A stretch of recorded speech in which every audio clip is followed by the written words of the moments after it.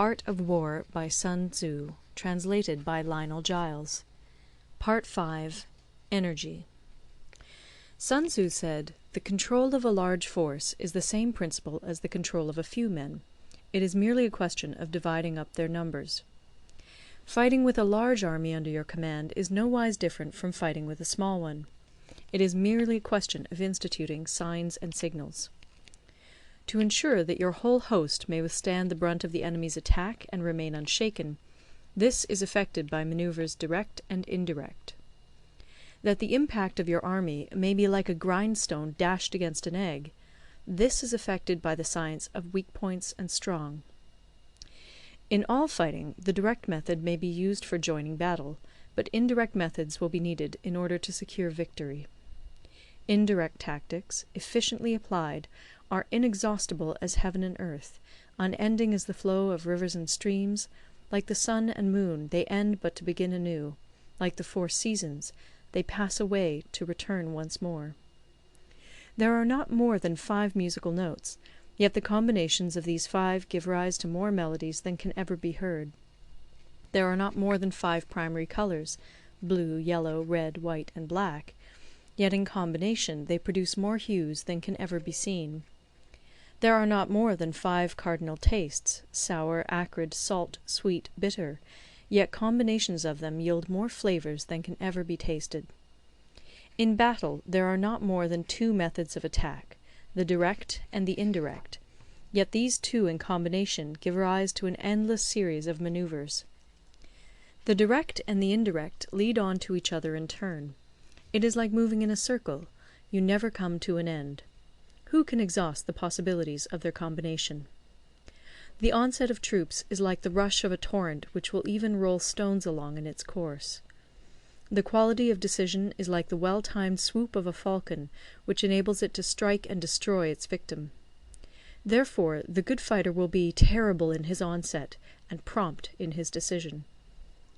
Energy may be likened to the bending of a crossbow, decision to the releasing of a trigger.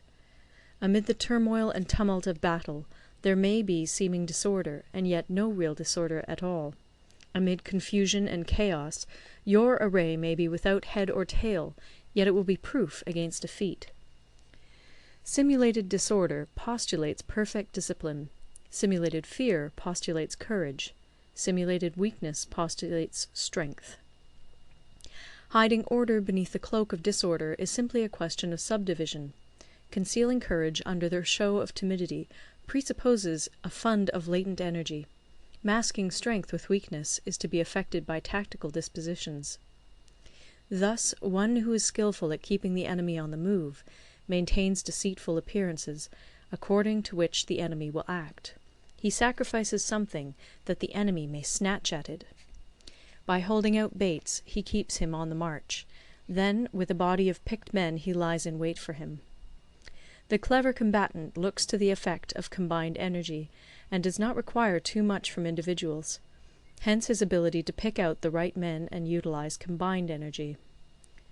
When he utilizes combined energy, his fighting men become as it were like unto rolling logs or stones, for it is the nature of a log or stone to remain motionless on level ground, and to move when on a slope.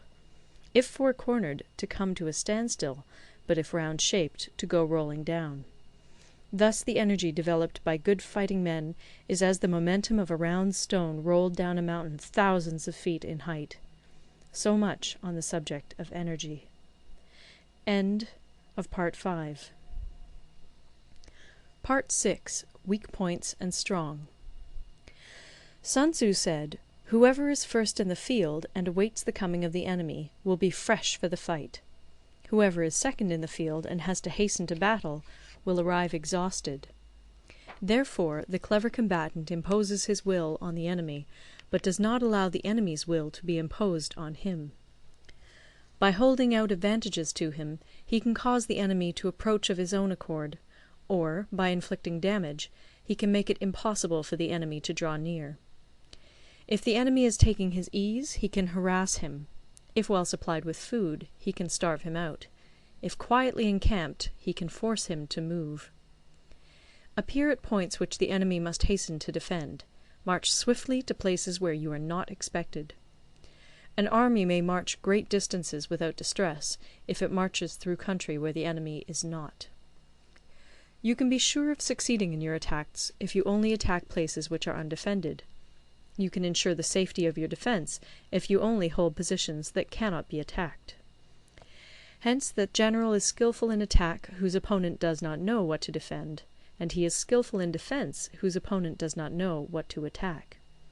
O divine art of subtlety and secrecy!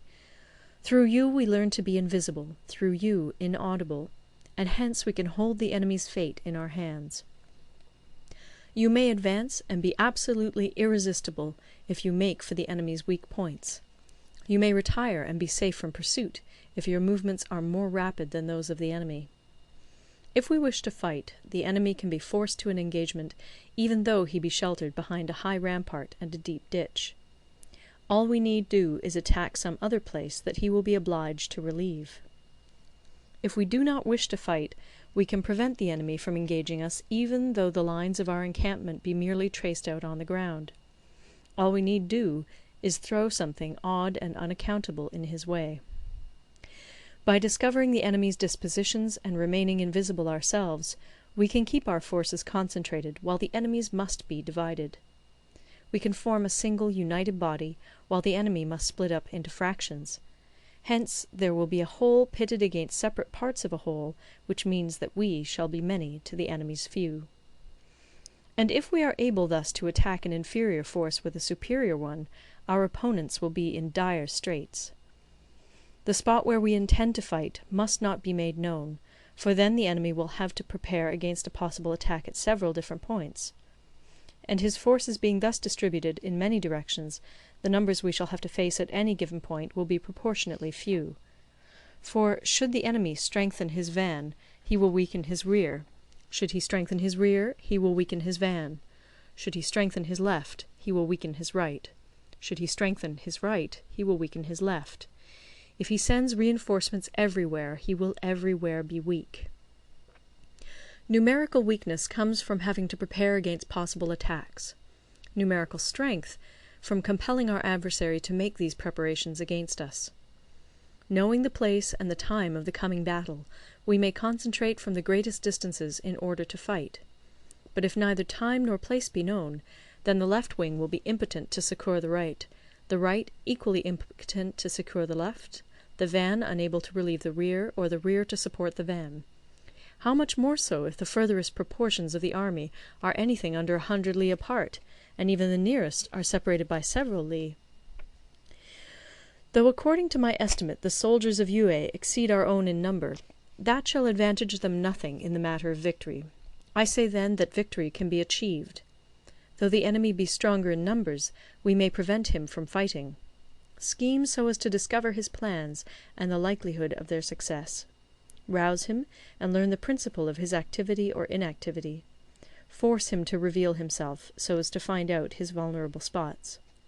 Carefully compare the opposing army with your own, so that you may know where strength is superabundant and where it is deficient. In making tactical dispositions, the highest pitch you can attain is to conceal them. Conceal your dispositions, and you will be safe from the prying of the subtlest spies, from the machinations of the wisest brains. How victory may be produced for them out of the enemy's own tactics, that is what the multitude cannot comprehend. All men can see the tactics whereby I conquer, but what none can see is the strategy out of which victory is evolved. Do not repeat the tactics which have gained you one victory, but let your methods be regulated by the infinite variety of circumstances. Military tactics are like unto water, for water in its natural course runs away from high places and hastens downwards. So in war, the way is to avoid what is strong and to strike at what is weak. Water shapes its course according to the nature of the ground over which it flows. The soldier works out his victory in relation to the foe whom he is facing. Therefore, just as water retains no constant shape, in warfare there are no constant conditions. He who can modify his tactics in relation to his opponent and thereby succeed in winning may be called a heaven-born captain. The 5 elements, water, fire, wood, metal, earth, are not always equally predominant.